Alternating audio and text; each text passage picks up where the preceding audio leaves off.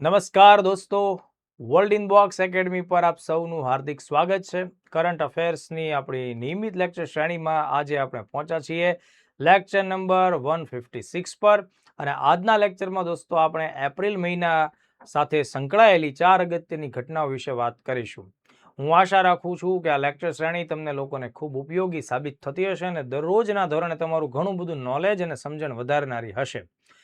PSI પરીક્ષાને ધ્યાનમાં રાખીને આવનારા સમયમાં 12 થી 15 એપ્રિલની વચ્ચે હું ફરીથી એક 100-150 જેટલા પણ મેક્સિમમ પ્રશ્નો થશે જે છેલ્લા 15 દિવસની ઘટનાઓ સાથે જોડાયેલા હશે તેનો એક નવો લેક્ચર આપીશ. જે અગાઉ મેં 500 ક્વેશ્ચન્સ આપેલા છે તો એ અંતર્ગત જ આ વધારાના 100-150 ક્વેશ્ચન્સ આપણે એડ કરીશું. તો આશા રાખું છું કે એ સમય પણ જલ્દી આવે અને તમને લોકોને એ બધી વિગતો પણ મળવાપાત્ર થાય. તો આજે આપણે જે 4 મુદ્દા પર વાત કરવી છે તેમાં સૌથી પહેલો મુદ્દો ભારતના ગૌરવમાં વધારો કરે એ મુજબનો છે.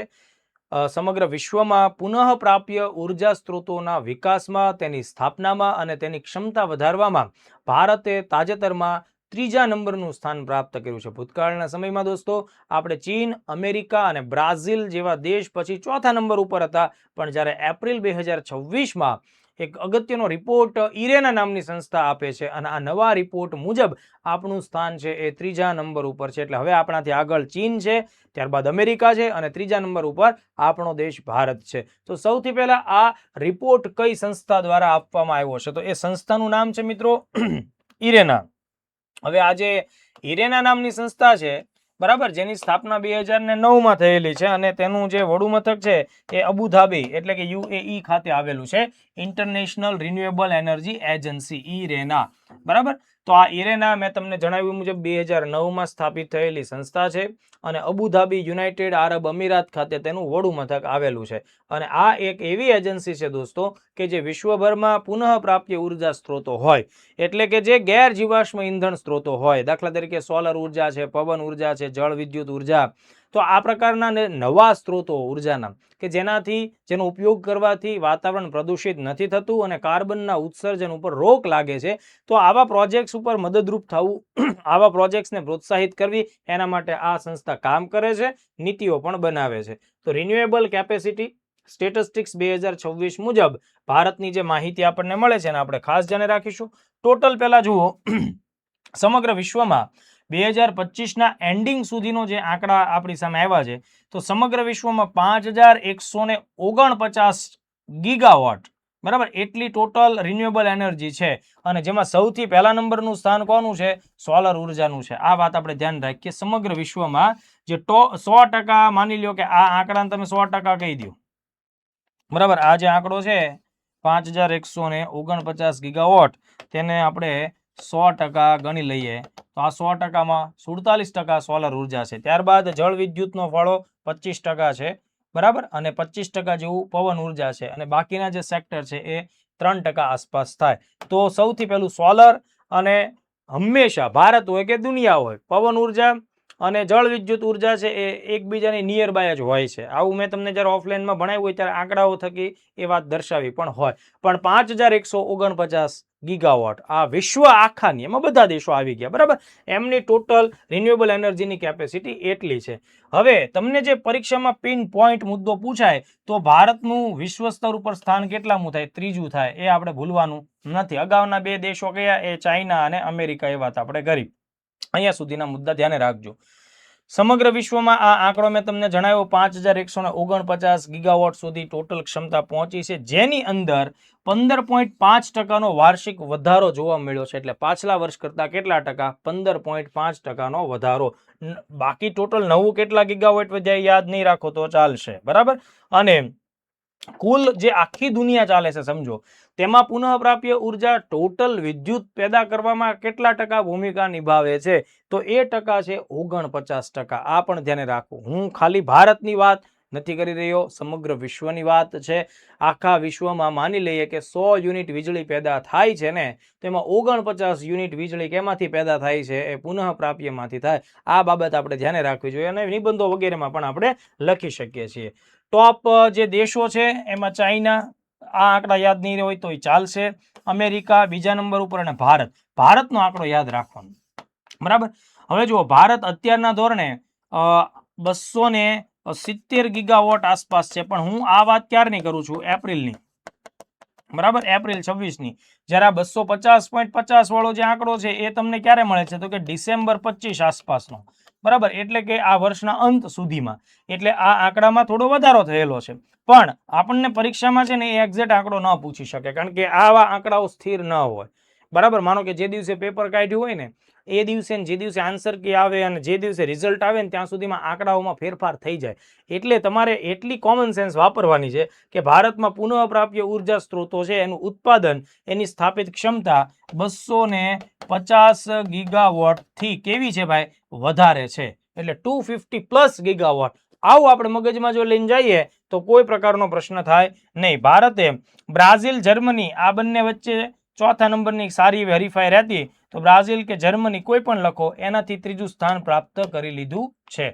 હવે જુઓ, ભારતની ટોટલ ક્ષમતા રિન્યુએબલમાં એટલી છે, આ આપણે ખાસ ધ્યાને રાખીએ, બરાબર. ભારતે 2025માં 45 ગીગાવોટ જેટલો વધારો કર્યો છે.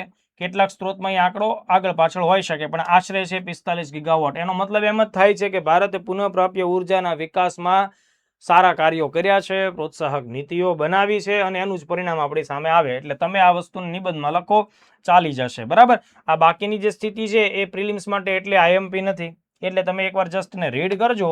બાકી જે ખાસ પરીક્ષાલક્ષી મુદ્દાઓ છે એ બધા આમાં આવી જાય છે.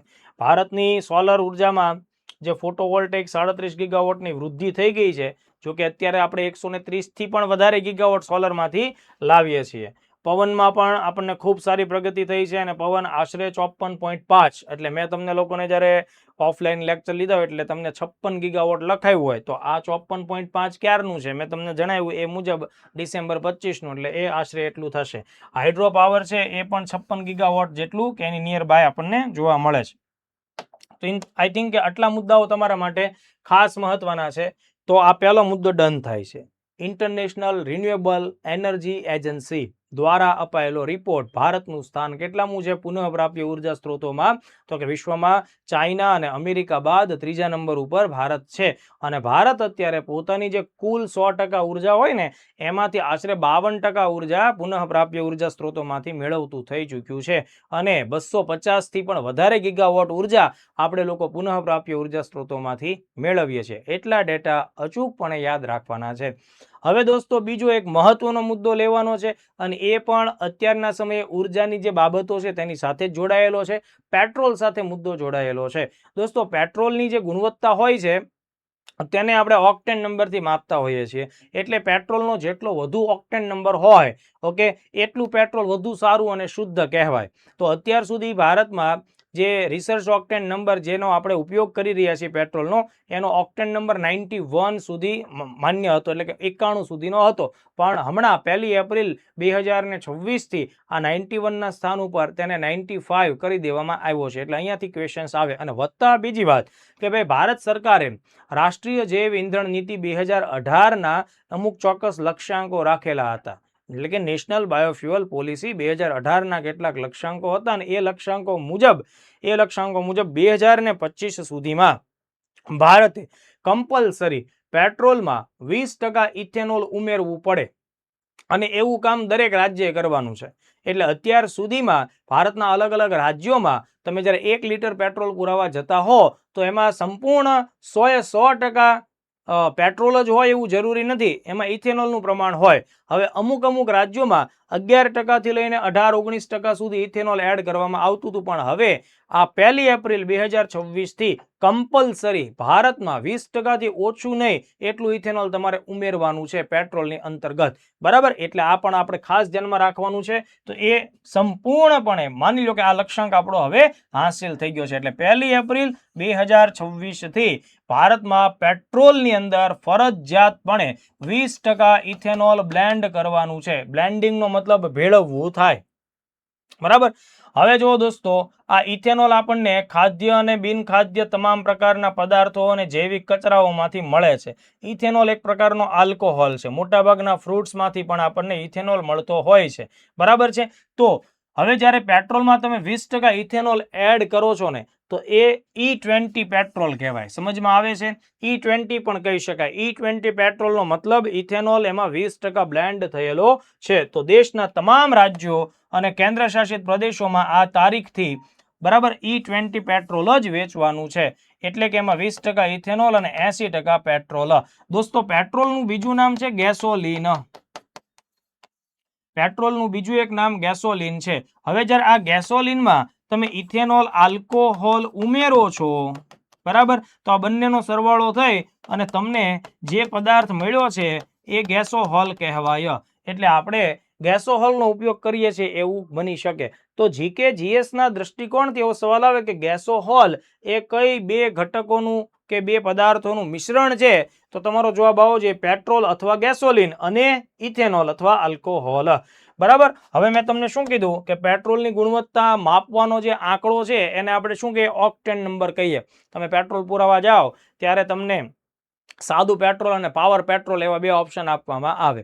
સાદું પેટ્રોલ જે હોય અત્યાર સુધી 31મી માર્ચ સુધીની વાત જો હું કરું તો સાદા પેટ્રોલનો ઓક્ટેન નંબર 91 હતો અને પાવર પેટ્રોલ જે તમે પુરાવો છો એ વધુ શુદ્ધ પેટ્રોલ છે બરાબર, એટલે એનો ઓક્ટેન નંબર 95 હતો. પણ હવે જે 95 ઓક્ટેન છે ને એ નોર્મલ બનાવી દેવામાં આવ્યો છે. એનાથી નીચે ઓક્ટેન નંબર વાળું પેટ્રોલ વેચવાનું નથી.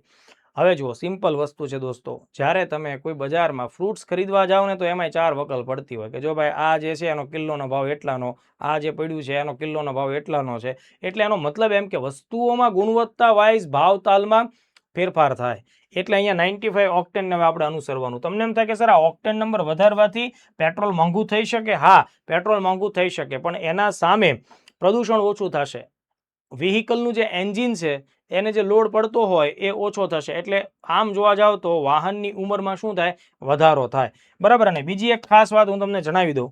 પેટ્રોલમાં તમે જ્યારે ઇથેનોલ ઉમેરશો ને ત્યારે તેનો ઓક્ટેન નંબર વધી જ જશે. એટલે જ્યારે આપણે આ E20 એડ કરીએ ને એટલે કે 20%, એટલે ઓક્ટેન નંબર તો ઓલરેડી 100+ પહોંચી જ જાય છે. બરાબર, 108 જેવો જોવા મળે છે. બરાબર. એટલે આ વાત મેં તમને જે કીધી વિધાનોવાળા પ્રશ્નોમાં ધ્યાન રાખવાની કે આલ્કોહોલનો ઉમેરો કરવાથી ઓક્ટેન નંબરમાં શું ફેરફાર થાય? ઓક્ટેન નંબર વધે, ઘટે નહીં.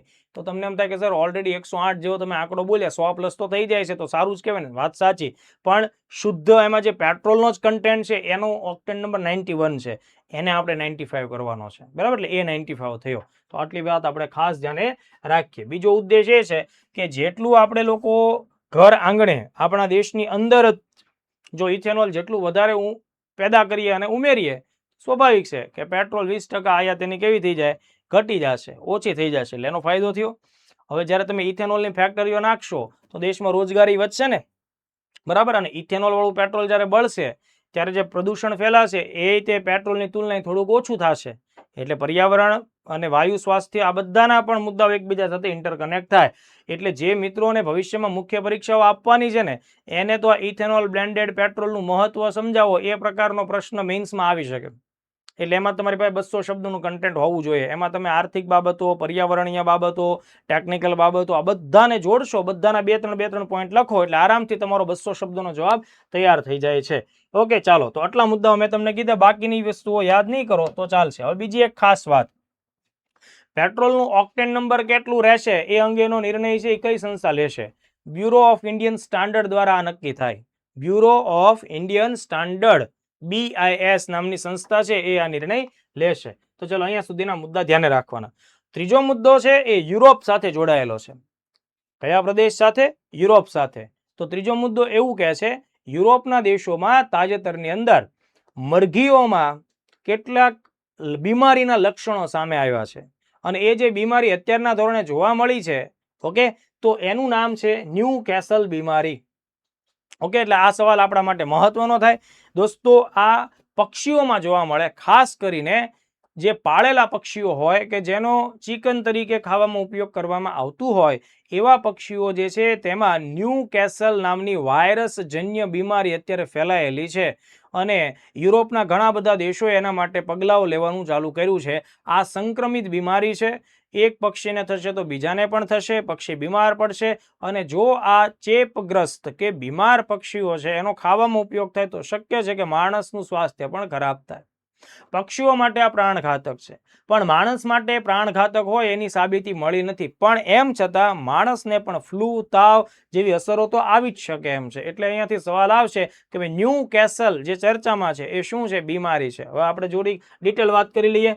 ન્યૂ કેસલ બીમારી એટલે કે ન્યૂ કેસલ ડિઝીઝ એ અત્યંત ચેપી વાયરસજન્ય બીમારી છે અને કોને થાય છે? પક્ષીઓને અસર કરે છે. આ ધ્યાન રાખવા જેવો મુદ્દો. હવે વાયરસ કયો છે? Avian paramyxovirus type 1. તો એવિયન પેરામાઇક્ઝો વાયરસ ટાઈપ 1 આ યાદ રાખજો. આ સીધો પ્રશ્ન આવી શકે છે. આ વાયરસ છે જેના લીધે આ પ્રકારની બીમારી ફેલાય છે. મુખ્યત્વે મરઘી, ટર્કી, કબૂતર અને અન્ય પક્ષીઓને વાઇલ્ડ જે બર્ડ્સ છે બધાને થઈ શકે.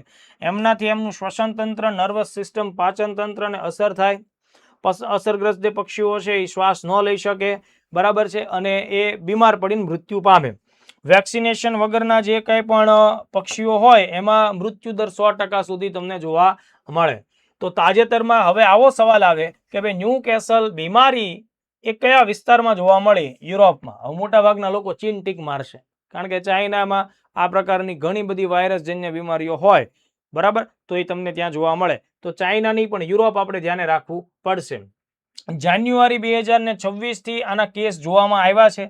સ્પેન, પોલેન્ડ, જર્મની, પછી ચેકસ્લોવાકિયા, લિથુઆનિયા, સ્લોવાકિયા આવા બધા દેશોમાં આ વસ્તુઓ જોવા મળી છે. કારણ કે ત્યાં ચિકન એક બહુ નોર્મલ ખોરાક છે અને પોલ્ટ્રી ફાર્મ કે જ્યાં આ પ્રકારના મરઘા ઉછેર થતું હોય એ બધામાં આની બીમારી ફેલાયેલી છે. જર્મનીમાં પણ આ વસ્તુ મોટા પાયે જોવા મળી. યુકે પણ અત્યારે રિસ્ક લેવલ મીડિયમ છે એ એનું જાહેર કરી દીધું છે અને એના માટે ટીમ બનાવીને કામ ચાલુ કર્યું છે. તો આટલા મુદ્દાઓ આપણે ધ્યાન રાખવા પડશે, બરાબર. ભારત ઉપર પણ આની અસર તો થશે જ તે, કારણ કે બની શકે કે ભારત જો આ પ્રકારના ચિકનનું નિકાસ વગેરે કરતો હોય તો એને પણ ડાઉટની નજરે જોવામાં આવે અને બની શકે કે ભારતમાં પણ આ વસ્તુ ફેલાઈ શકે. એટલે હાલના ધોરણે આપણા દેશમાંના કેસ અત્યારના સમયે સામે આવ્યા નથી, પણ અત્યારના સમયે યુરોપમાં આ બધી બાબત સામે આવી છે.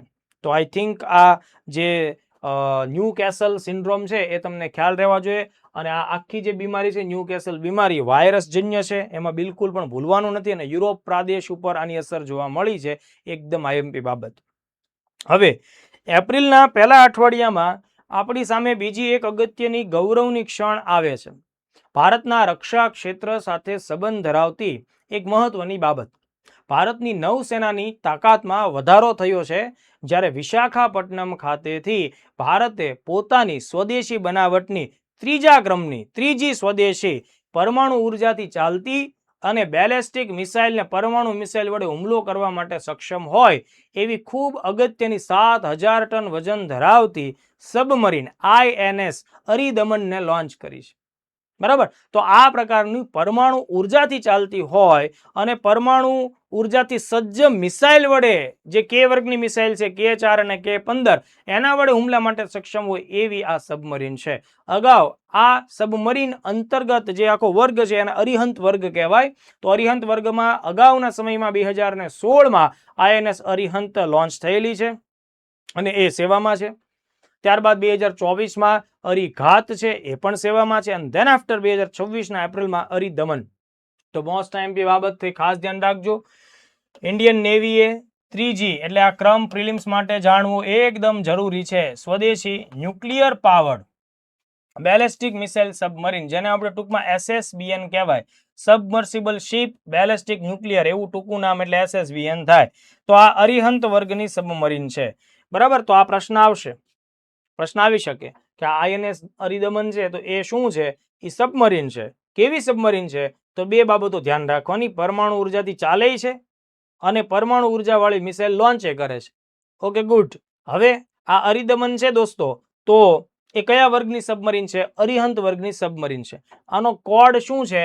તો કે આને S4 ના નામથી પણ નેવી અને ટેકનિકલ માણસો ઓળખે છે. ઓકે, એટલે S4 એનો કોડ છે, એ બાબત આપણે ધ્યાન રાખીશું. અરિદમન, અરિ એટલે દુશ્મન થાય, દમન એટલે એનું વિનાશ કરવો, એને આગળ વધતા અટકાવવા. તો આ પણ આપણે ધ્યાન રાખવું પડશે. અહીંયા મેં કોડ કીધો છે S4, પણ એ ધ્યાન રાખવાનું. ખાસ મહત્વની વાત કે ભાઈ આ ક્યારે લોન્ચ થઈ? 3 એપ્રિલે. કોણે લોન્ચ કરી? ખાસ યાદ રાખજો, રક્ષા મંત્રી રાજનાથસિંહ. એટલે વિધાનવાળા પ્રશ્નોમાં ધ્યાન રાખવું કે પ્રાઇમ મિનિસ્ટર મોદી સાહેબે તેને નેવીમાં સેવારત કરી. તો એવું નથી, કમિશનિંગની જે સેરેમની થઈ તો એ આખું જે આયોજન થયું એમાં રાજનાથ સિંહ છે મુખ્ય વ્યક્તિ છે. અને લોકેશન ખાસ પૂછાશે કઈ જગ્યાએ, વિશાખાપટ્ટનમ ખાતેથી, જે આંધ્રપ્રદેશમાં આવેલું છે. અત્યારે ભારત પાસે એક સાથે કામ કરતી હોય એવી ટોટલ 3 જે છે એ અણુ ઉર્જાથી ચાલતી સબમરીન થઈ. આવું પહેલી વાર થયું. અગાઉ બે આપણી પાસે સબમરીન એવી રહેતી, પણ પહેલી વાર, બરાબર, પહેલી વાર ભારતના નૌસેનાના ઇતિહાસમાં 3 આપણને એવી સબમરીન આપણી પાસે કામ કરે છે જે અણુ ઉર્જાથી ચાલે અને અણુ ઉર્જાથી એટેક કરવા માટે સક્ષમ. INS અરિહંત, INS અરિઘાત અને INS અરિદમન. હવે જુઓ, આના લીધે જો કે 2016 થી ભારત પરમાણુ ત્રિકોણની પરિસ્થિતિમાં પહોંચી ગયું છે, જેને અંગ્રેજીમાં ન્યુક્લિયર ટ્રાયડ કહેવાય. એનો મતલબ એમ કે ઇન્ડિયા આર્મીની મદદથી જમીન ઉપરથી પણ પરમાણુ હુમલો કરી શકે એવી મિસાઇલ્સ ભારત પાસે છે. ભારત વાયુસેનાની મદદથી પણ પરમાણુ હુમલો કરે એવા Su-30 MKI અને રફાલ જેવા આધુનિક વિમાનો પણ ભારત પાસે છે. અને હવે ભારત નૌકા સેનાની મદદથી પણ અણુ હુમલો કરી શકે એવી મિસાઇલ્સ લોન્ચ કરવાની સબમરીન પણ ભારત પાસે છે. જ્યારે કોઈ દેશની આર્મી, નેવી અને એરફોર્સ 3 ડાયમેન્શન્સમાં જો તમે પરમાણુ હુમલો કરવા માટે સક્ષમ હો તો તમે પરમાણુ ત્રિકોણ ધરાવો છો, એ પ્રકારનો કોન્સેપ્ટ કહેવાય. અને આ પ્રકારની વાત દુનિયામાં માત્ર 6 જ દેશો ધરાવે છે. જાતે પોતાના દમ ઉપર અણુ ઉર્જાવાળી સબમરીન જો બનાવવી હોય તો ભારત વિશ્વમાં 6થા નંબર ઉપર છે. અગાઉના જે 5 દેશો છે એમાં અમેરિકા, રશિયા, ચાઇના, ફ્રાન્સ અને યુકે, આ 5નો સમાવેશ થાય. ધેન આફ્ટર ભારત 6થો દેશ બન્યો. તો એ વિગત આપણા માટે બહુ જરૂરી છે. બાકી જ્યારે પરમાણુની વાત આવતી હોય તો ત્યારે તમને ખ્યાલ હોવો જોઈએ કે ભાઈ ભારતની પરમાણુ નીતિ છે એ 2003માં આપણે જે સિદ્ધાંતને અમલમાં મૂક્યો છે દોસ્તો, તો ન્યુક્લિયર ડોક્ટ્રિન મુજબ આપણે બીજા કોઈ દેશ ઉપર યુદ્ધની સ્થિતિમાં પરમાણુ હુમલાની પહેલ આપણે નથી કરતા. નો ફર્સ્ટ યુઝ પોલિસી આપણે અપનાવીએ છીએ. પણ માનો કે કોઈ બીજો દેશ આપણી પર હુમલો કરે તો આપણે એને મુકતાય નથી. એ પ્રકારના સિદ્ધાંતની વાતો થયેલી છે. તો આઈ થિંક આ બધા મુદ્દા IMP છે, તમે એને ખાસ જોઈ લેજો. આ જે સબમરીન છે એની ઉપરથી K-15, જેને આપણે સાગરિકા નામની મિસાઇલ કહીએ છીએ, આ શોર્ટ રેન્જ છે, 750 કિલોમીટરનું પ્રહાર ક્ષમતા ધરાવે. અને આ જે K-4 છે, બરાબર, તે 3500 કિલોમીટરની પ્રહાર ક્ષમતા ધરાવે છે. આ ઇન્ટરમીડિયેટ રેન્જ કહેવાય, આ શોર્ટ રેન્જ બેલેસ્ટિક કહેવાય. આનું બીજું નામ સાગરિકા છે, આનું બીજું કોઈ નામ છે નહીં. તો આટલા મુદ્દા આપણે લોકોએ ખાસ ધ્યાને રાખવાના છે. તો આઈ થિંક આજના લેક્ચરના ખૂબ IMP મેં તમને 4 મુદ્દાઓ દોસ્તો જણાવ્યા છે. લેક્ચર્સ વિશે તમારા અભિપ્રાયો સતત આપતા રહેજો. હું તમને રેગ્યુલરલી આપણા રૂટીન પ્રમાણે પર વીક 4-5 લેક્ચર્સ આપતો રહીશ. અને તાજેતરના આવનારા સમયમાં હું તમને વધુ એક મોટો લેક્ચર કે જેમાં 100-150 જેટલા ક્વેશ્ચન જેટલા પણ શક્ય બનશે અત્યારના સમયના, માર્ચના છેલ્લા વીકથી લઈ અને એપ્રિલની 10 તારીખ સુધીના, એ બધા કવર કરીને આપીશ. Thank you.